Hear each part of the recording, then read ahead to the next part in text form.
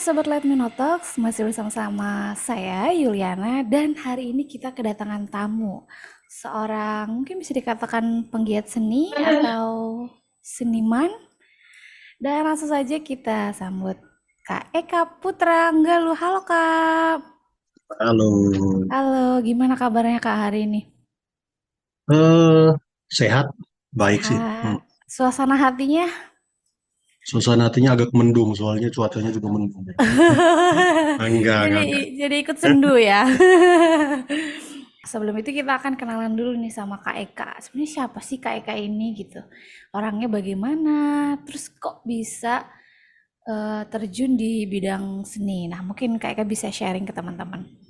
Oke, ya nama saya Eka Putranggalu, sudah disebutkan tadi. Saya asalnya dari Maumere, Flores, Pulau Flores, Nusa Tenggara Timur. Ya sebenarnya apa namanya? Ya saya sudah terlibat dalam kesenian itu sejak ya tahun 2000-an Mhm, awal. mhm. Yes. Sejak sekolah lalu kemudian berkuliah dan waktu di kampus, waktu kuliah kita bikin yang namanya komunitas KAHE. Komunitas KAHE itu kayak kelompok mahasiswa, tapi kita memilih kesenian sebagai Mhm, mhm. sebagai cara kita berkumpul atau sebagai medium untuk kita bahas sesuatu lah, So, untuk mhm. menyampaikan kita punya tulisan, menyampaikan kita punya pendapat, gitu. Tapi lewat kesenian. Jadi memang ya sejak 2014-2015 itu kami bikin yang namanya komunitas KAHE. Yes. Setelah tamat ya kita merasa ini penting dan akhirnya Berlanjut ya. eh, berlanjut ya, Mhm, berlanjut mhm. sampai sekarang. Ya sekarang komunitas kami sudah jadi kolektif, Yes. berbadan hukum dan juga mengelola waktu. Jadi ya kebanyakan ya kerja-kerja saya dan teman-teman di KAI itu ya lintasan antara seni pertunjukan, Oke. juga musik dan Sip, apa yes. namanya sastra dan juga seni rupa sih. Karena kita kolektif dan banyak teman-teman dari berbagai latar belakang, jadi memang pilihan kerja dan pilihan medium berkeseniannya tuh banyak. Banyak ya. Ya, Mhm. tergantung ya tahun ini siapa yang ready, siapa yang ada di komunitas, siapa yang bekerja. Jadi ya, kita sangat bergantung pada ya teman-teman yang terlibat dalam satu proyek tertentu. Oke oke, tapi yang aku tahu nih, yang aku lihat-lihat itu Kak Eka ini emang backgroundnya kan adalah filsafat ya awalnya.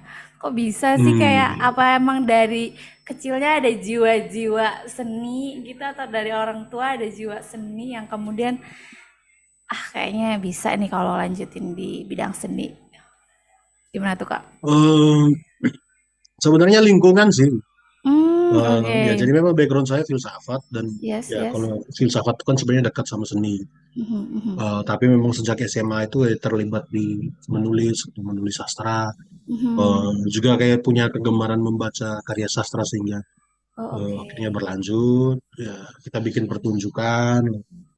Belakangan, ya 2018 itu saya Mhm, berkesempatan magang di Selasar Senario. Ada mhm. satu galeri seni rupa di Bandung. Lalu Bandung, kemudian mhm. sejak saat itu ikut beberapa workshop manajemen seni rupa, lalu Mhm, mhm. workshop kuratorial, lalu akhirnya ya terjun ke seni rupa. Itu makanya kemudian 2023 itu diundang menjadi salah satu kurator untuk Jogja Yes. Biennale. Yes. Jadi awalnya adalah lingkungan, terus kemudian memutuskan kayaknya berkecimpung aja nih di dunia seni gitu ya Kak. Ya, Oke. Nah saatnya kita berbicara tentang Binel Jogja. Binale atau Binail ya Kak? Aku tuh agak susah dibacanya. Yang Biennale Jogja, Biennale. Binale, oke. Binale Ya. Jogja ini kan kalau aku lihat-lihat tuh adalah sebuah pameran yang memang fokusnya mungkin seni rupa ya. Nah, atau mungkin bisa Ya. dijelaskan nih sama kayak Kak lebih detailnya apa sih Binale Jogja ini? Mungkin teman-teman yang belum tahu Binale Jogja ini. Ya, Biennale Jogja sebenarnya pameran seni rupa 2 tahunan ya. Dari Yes, namanya yes. saja kita sudah bisa tahu itu Biennale 2 tahunan. Mhm. Dan memang berlangsung di Jogja, diinisiasi oleh seniman-seniman di Jogja yang memang Mhm. punya kegelisahan dan juga kesadaran untuk ya, bagaimana apa namanya menggiatkan juga eh, apa namanya mendorong eh, proses-proses kreatif, Yes. penciptaan karya kreatif Mhm, mhm. di bidang seni rupa di Jogja. Sebenarnya ya ini sudah perhelatan ke berapa 17 ya tahun ini 17 betul. 2023. Jadi kalau Mhm. 2 tahunan berarti dia sudah usianya sekitar 34 tahunan gitu, Mhm, sehingga mhm, ya mhm. ini satu event yang sudah punya tradisi lah Yes. di konteks seni rupa Indonesia. Biennale Jogja sendiri juga apa namanya, orientasi atau proyeksi, ya kalau mau disebut proyeksi internasionalnya, proyeksi geopolitiknya juga menyasar negara-negara di global selatan, jadi global south. Dan dia punya tema yang apa namanya, merangkum Mhm, gagasan dan juga wilayah kerjanya mhm, itu mhm, tema Katulistiwa Ekuator gitu. mhm, mhm. Ya tahun ini eh, ya setelah 16 edisi, di tahun edisi ke-17 itu Biennale Jogja kemudian Yes. memperluas lagi wilayah kerja dan wilayah gagasannya. Jadi Mhm, dia mhm. tidak hanya bekerja dengan negara-negara di global What? selatan, Mhm, mhm. di ya di tema yang sebelumnya dia kerjakan, tapi dia juga memperluas ke negara-negara Eropa Negara. Timur Mhm, dan juga mhm, ke beberapa negara Asia yang mhm, mhm. sebenarnya punya sejarah itu, sejarah penjajahan, sejarah kolonialisme yang sama. Mhm, mhm. Jadi bagaimana membangun solidaritas dengan negara-negara di luar negara global selatan, tetapi juga Mhm, yang punya sejarah kolonialisme dan punya sejarah penjajahan, sehingga ya solidaritas itu bisa untuk mendorong apa gitu. Jadi gerakan seni kan sebenarnya gerakan sipil yang juga bisa mendorong gagasan politik tertentu, sehingga yes, yes. kita merasa bahwa ya penting juga untuk menggalang solidaritas dari negara-negara lain Mhm, yang juga punya pengalaman penjajahan. Sehingga tahun ini ya kita mengajak beberapa negara Eropa Timur, lalu Nepal, mhm, beberapa mhm. negara Asia yang juga terlibat di dalam perhelatan Jogja Biennale. Nah, kalau aku lihat juga kan pamerannya ini kan diselenggarakannya itu berbeda ya konsepnya gitu dibanding dengan pameran lain yang mungkin di museum, tapi ini justru malah di luar museum dan diadakan di beberapa desa atau kampung. Nah gitu. Ya. Sebenarnya apa sih tantangannya? Karena kan pasti ada kesulitan-kesulitan tersendiri tuh diadakan di luar museum. Nah ini juga satu hal yang menarik ya. Setelah Mhm, lama berpameran di venue mhm, utama Biennale Jogja itu biasanya di Jogja National Museum, JNM. mhm, mhm. Tetapi tahun ini kita memang eh, merasa butuh untuk keluar dari museum gitu. Yes, Ya, yes. tahun ini kita punya tema transhistorisitas dan translokalitas. Jadi kayak eh, bagaimana membaca ulang apa namanya kaitan sejarah negara-negara yang Negara. terlibat gitu. Mhm, mhm. Dan juga bagaimana menghubungkan lokalitas yang satu dengan lokalitas yang lain di Mhm, antara negara-negara dan wilayah-wilayah yang mhm, terlibat. mhm, mhm. Eh, dan kita juga mendorong itu kan temanya kan Titan tuh, Yes. Titen bahasa Jawa ya. Artinya pengetahuan yang menubuh, yang sebenarnya bukan ini kritik atas dominasi pengetahuan Barat gitu, yang Mhm, ya mhm. kita semua menerimanya sebagai satu yang niscaya, satu yang apa namanya, ya ya begitu sudahlah, kita menerima apa adanya Mhm, sebagai mhm. kebenaran gitu. Tapi kita lupa bahwa sebenarnya ada banyak sekali pengetahuan lokal yang apa namanya, yang sebenarnya juga kita dipakai oleh orang-orang Oh. di kampung, di desa, Mhm, mhm, mhm. nenek moyang kita untuk kemudian membaca fenomena alam gitu. Misalnya ya kalau sekarang mungkin sulit ditemukan ya. Kalau di Flores masih banyak tuh. Kalau kita ke kampung-kampung, Mhm, selalu mhm. ada orang yang pintar sekali membaca apa namanya, membaca Arah cuaca arah gitu, cuaca. Mhm, mhm. ya, atau membaca bintang. Lalu Mhm, kemudian di situ ada petunjuk arah gitu. Tapi mhm. juga mereka bisa membaca kapan hujan, kapan tidak hujan, Mhm, mhm, mhm. membaca arah angin. Dan itu kan sebenarnya pengetahuan yang tidak diajarkan di universitas-universitas. Yes, yes, yes. Mhm. Sebenarnya hal yang juga paling ingin kita dorong adalah bagaimana seniman atau yang melakukan pameran itu bisa bekerja dengan warga gitu. Dan itu kan sulit sebenarnya karena Mhm, mhm. ya kadang-kadang ya seniman-seniman juga kadang-kadang bukan angkuh, tapi kayak seolah-olah ya bukan bagian dari warga Iya, gitu, Kak. Mhm, punya mhm. privilege tertentu gitu. Tapi kan sebenarnya kan kita ingin menempatkan ulang ya sebenarnya seniman adalah warga juga gitu. Mhm, mhm, mhm, Warga mhm. adalah pada titik tertentu seniman juga. Misalnya Mhm, di mhm. dua desa yang kita pilih, Bangun Jiwo dan Pamungharjo itu kan, misalnya orang sudah punya tradisi bikin wayang, sudah punya Yes. tradisi bikin kerajinan tangan, Santang. kayak Mhm, gitu, mhm. ukiran-ukiran. Itu kan seni seni juga sebenarnya. Tetapi kan oleh standar seni modern, seni barat, itu tidak dimasukkan misalnya dalam Dalam. Mhm, kategori seni rupa gitu, mhm, atau mhm. tidak dalam kategori seni rupa modern.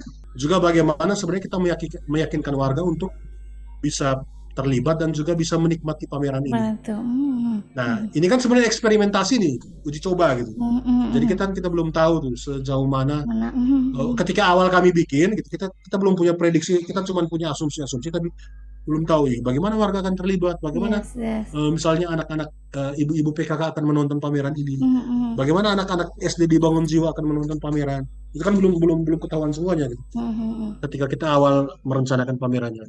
Oke. Nah, tadi juga udah sempat di-mention sama Kak Eka. Lalu bagaimana sih strategi Binale Jogja ini untuk mendekatkan pameran seni kontemporer ke tengah-tengah warga gitu? Nah, ini menarik strateginya. Mhm, Ya mhm. sebenarnya ada banyak strategi ya, misalnya dari perencanaan. Dari Mhm, mhm. perencanaan pameran itu kita mau tidak mau memang harus ya harus ke RT gitu. Ya, mhm, Kita harus mhm, mhm. menemui kalurahannya. Yes, Jadi yes. satu persatu kita temui, kita ketemu warga yang akan kita terlibat dalam kerjasama, berkenalan gitu. Jadi Mhm. saya beberapa kali pulang pergi ke Jogja gitu Jogja. dari Mhm. Maumere. Mhm, Ya mhm. saya kan orang timur nih, orang Iya. Maumere gitu. Mhm, Kulturnya beda, cara mhm. ngobrolnya beda, Ngomongnya. Mhm, mhm. cara bikin dealnya beda gitu. Mhm, Nah, mhm. itu effort yang lain, tapi ya strateginya adalah ya sudah mau tidak mau kita memang harus bertemu warga. Mhm, Harus mhm. bertemu warga, harus kenalan sama warga, kenalan kenalan sama lurahnya, kenalan sama eh, seniman yang terlibat gitu. Jadi Yes, memang yes. ya ada tim di Biennale selain tim kurator ada tim riset juga. Mhm, mhm. Ada tim kerja juga yang mengelola pamerannya. Jadi mau tidak mau ya teman-teman riset-riset itu turun ke warga dan memang berkenalan dengan warga gitu, Warga. Mhm, yang mhm. mau kita ajak kerjasama. Itu strategi yang pertama. Lalu yang kedua, kita juga bikin banyak program residensi, Mhm, mhm. Jadi kita mengundang seniman dari berbagai tempat untuk melakukan residensi live in di dua Kok. tempat tadi di Mhm, mhm. Panggung Harjo sama Bangun Jiwo. Mhm, mhm. Nah, ada banyak sekali seniman yang kemudian memutuskan untuk bekerja dengan warga gitu. Artinya kan Mhm. itu salah satu strategi untuk ya bagaimana misalnya gagasan soal ya seni yang lebih inklusif dan seni yang lebih partisipatif dengan warga itu bisa berlangsung. Ya mau tidak mau ya memang kita mengajak kerjasama. Mhm, mhm. Misalnya saya sebut beberapa contoh, ada banyak, Mhm. tapi mungkin dua tiga lah. Ada satu seniman namanya Anang Sabtoto, dia punya proyek panen apa hari ini. Mhm, mhm. Dia kemudian bekerja sama dengan pemilik pengelola kebun yang namanya Sadir. Sadir itu petani muda yang bikin budidaya kelapa dan pepaya dan semangka. Jadi ya Anang Sabtoto juga mengajak teman-teman dari apa namanya lingkar kayak apa mahasiswa Oke. arsitektur dan juga saya mengundang teman-teman dari satu kolektif namanya Lahan Petani, itu anak-anak petani-petani muda di Maumere yang mengembangkan eh, apa namanya sistem irigasi tetes. Itu salah satu dua kolaborasi ya. Kolaborasi yang lainnya tadi eh, kita bekerja dengan sekolah-sekolah gitu. Ketika Yes, bikin yes. tur pameran, nah biasanya itu kan kalau yang nonton pameran itu kan ya kalau tidak orang dalam tanda kutip berpendidikan gitu, Yes, yes. dari kalangan kampus, lingkaran seniman sendiri, Mhm. kritikus, Mhm, mhm. kolektor gitu, atau ya artis-artis gitu, yang ingin Yes, yes. yang ingin eh, hype dan lain-lain. Jadi kan sebenarnya kan penonton penonton pameran juga kan bisa kita petakan sebenarnya tidak Yes. tidak tidak luas-luas amat Banyak. gitu. Mhm, mhm, mhm. Oke. Nah, kalau aku lihat kan ini sangat out of the box gitu ya. Nah, nantinya gimana nih nantinya Binale Jogja ke depannya? Apakah akan membuat sesuatu yang baru-baru lagi atau seperti apa nih menurut Kak Eka? Ya sebenarnya kan ya karena kita menawarkan sesuatu yang baru, Mhm, mhm. diskusinya juga jadi panjang sebenarnya. Jadi panjang dalam arti ya tidak selamanya positif komentarnya gitu. Yes, yes. Tidak Pasti selamanya ada. Mhm. bagus gitu. Mhm. Misalnya ada saja yang apa namanya yang menulis di Facebook itu, wah ini Biennale rasa kelurahan gitu, Aha, aha, aha. rasa kecamatan gitu, pameran rasa kecamatan. Mhm. Ada juga banyak yang misalnya menyinggung soal material, soal Mhm. maksudnya Mhm. bentuk bentuk bentuk yang tidak proper menurut mereka kayak gitu. Eh, nah tapi ya misalnya ya untuk komen ya ini Biennale rasa kecamatan, lalu sebenarnya apa yang salah dengan estetika Dengan kecamatan gitu, kacamata. seolah-olah Mhm. kita kemudian merendahkan apa ya, Mhm, mhm. merendahkan capaian-capaian artistik tertentu yang berlangsung di desa, atau Mhm, mhm. capaian-capaian artistik tertentu yang memang sudah ada di kampung kayak gitu. Itu kan Mhm, mhm. juga bisa jadi salah satu bentuk eh, ya penolakan kita terhadap terhadap kearifan lokal sendiri gitu. Itu kan juga sebenarnya tidak tidak tidak oke gitu.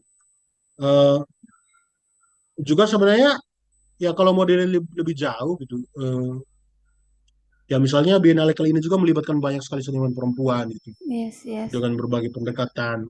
Itu kan juga menurut saya jadi ruang yang menarik dan Mhm. ragam seni yang tadi spektrumnya sangat luas gitu. Ada yang sangat dekat dengan aktivisme, ngomong soal kritik sosial, ada yang menggunakan bahan-bahan alami, ada yang Yes. sistemnya lebih banyak instalasi, ada yang ngobrolin warga. Mhm, mhm. Sebenarnya bentuk dari segi bentuk eh, mungkin secara fisik tidak kelihatan, tidak gigantik, tidak besar, tidak spektakuler ya, tapi Mhm, sebenarnya mhm. ada banyak proses dan apa namanya model aktivasi karya yang sangat relevan dengan warga gitu dan itu yang menurut saya penting Mhm, mhm. untuk kita bicarakan gitu. Misalnya daripada kita mengkritik Tik mhm, mhm. dengan kita punya pengetahuan yang sudah ada di kepala, Mhm, mhm. saya justru lebih menganjurkan supaya apa namanya kita melihat saya secara pribadi juga kan sebenarnya begitu. Kita masing-masing kan punya preferensi, tapi kita masing-masing punya punya kecenderungan untuk apa namanya melihat sesuatu gitu dengan Mhm, mhm. pengalaman dan dengan pengetahuan yang kita punya gitu. Ya misalnya ya ketika saya lihat apa namanya lah, ketika saya merasakan satu masakan gitu, Mhm, pastikan mhm. saya akan menilainya dengan pengalaman Pengalaman saya mhm. mencicipi sekian banyak kuliner Banyak di mhm, berbagai mhm. daerah, kayak gitu. Ya seperti begitulah kita melihat pameran gitu, pasti kita juga akan pertama-tama menilai dari Mhm. sepengetahuan kita. Betul, betul, betul. Tetapi ya pertama-tama gitu. Tapi menurut saya ketika berhadapan dengan eh, proyek eksperimental seperti Biennale Jogja kali ini, Mhm, mhm. mungkin kita bisa lebih terbuka melihat eh, peluang dan apa ya, kemungkinan dan kebaruan apa Yang yang baru. Mhm, mhm. kesegaran apa yang muncul dari si event Program ini. si Mhm. pameran itu gitu, Mhm. sebelum kita justifikasi. Mhm, Nah, mhm. kalau ke depan menurut saya model-model pameran seperti ini tuh menarik eh, karena itu dia tidak hanya menggulirkan apa namanya persoalan artistik dalam arti dia diskusinya tuh tidak hanya apa karya Di ini situ bagus aja. atau Mhm, apa mhm. karya ini jelek, gitu. Mhm, mhm. Apakah karya ini indah, Udah. bukan Mhm. hanya itu, tapi dia omong soal bagaimana pertanian, dia Mhm. omong soal bagaimana kehidupan ibu-ibu di desa, dia Mhm, omong soal mhm. bagaimana kehidupan seniman difabel gitu. Dia omong soal bagaimana perempuan harus struggle dengan apa namanya tuntutan-tuntutan budaya patriarki. Dia omong soal ya bagaimana misalnya apa namanya warga-warga yang tinggal di daerah perbatasan itu punya isu Mhm, punya mhm. isu politis tertentu gitu yang sebenarnya berat gitu. Jadi saya berpikir apa namanya gagasan soal pameran yang diusung Jogja Biennale ini bisa dijadikan apa ya satu model kerja yang Betul. Mhm. berharga tidak hanya di Biennale tapi mungkin bisa di berbagai tempat Bangga. di Mhm. banyak tempat lain di Indonesia gitu. Eh, tapi untuk Biennale sendiri saya ya apa namanya mendorong supaya saya sendiri berharap ya Mhm, gagasan mhm. soal pameran yang menghubungkan lokalitas-lokalitas dan Lokasi. membaca ulang sejarah ini Mhm, dan mhm. bukan di museum itu ya diteruskan gitu karena dia Teruskan. Mhm. berharga untuk warga itu. Oke, dan ini mungkin bisa menjadi penutup KIK nih. Berkaitan mungkin teman-teman yang saat ini di budi luhur atau di luar budi luhur yang mungkin sedang menempuh pendidikan di dunia seni atau mungkin orang-orang yang pengen terjun di bidang seni. Nah, gimana sih kita harus bersikap ke depannya tuh seperti apa? Yang pertama jangan ragu sih gitu. Ya Hmm, saya hmm. sebenarnya dulu ragu sekali gitu ketika Mhm, mhm, mhm. ya sampai sekarang pun harus masih punya kesulitan gitu. Mhm, mhm. Misalnya ketika pulang ke rumah mama tanya gitu, kau ini kerja Jadi apa apa? sebenarnya? Dia kan bingung Betul. mau jawab gimana itu. Mhm, Gimana mhm. menjawabnya? Itu agak susah. Dan sebenarnya orang yang apalagi anak-anak muda yang terjun ke dunia seni pasti pertama-tama punya keraguan. Mhm, Ya mhm. mau hidup seperti apa di masa depan, mau berjuang seperti apa gitu. Mau hidup dengan cara apa, mau hidup jadi Mhm. apa, mau jadi orang seperti apa Seperti gitu. apa? Mhm, mhm. Kalau saya ya sudah, kesenian yang pertama dia berharga karena ya dia tuh kan juga saya mengcopy mengulang dari perkataan salah satu senior saya, seorang Oke. sutradara Mhm, mhm. namanya Yudi Ahmad Tajudin. Dia bilang kalau kesenian itu salah satu alat yang juga bisa dipakai untuk membaca kenyataan di masyarakat. Mungkin yang perlu kita bikin adalah ya bagaimana kemudian punya akar yang kuat pada pada kesenian yang sedang kita buat gitu. Mhm, Ya mhm. kalau kamu mau jadi penulis ya jadilah penulis yang Terus mhm. paling hebat di seluruh dunia gitu. Mhm, mhm. Kalau mau jadi penyanyi jadilah Nyanyi. penyanyi yang paling hebat di seluruh dunia. Maksud saya keinginan itu tuh ditaruh sampai ke tingkat yang paling tinggi Paling supaya mhm, mhm. drive untuk mengejarnya juga tinggi. Itu sih. Ya, yang berikutnya sudah banyak baca. eh, ya seniman harus pintar.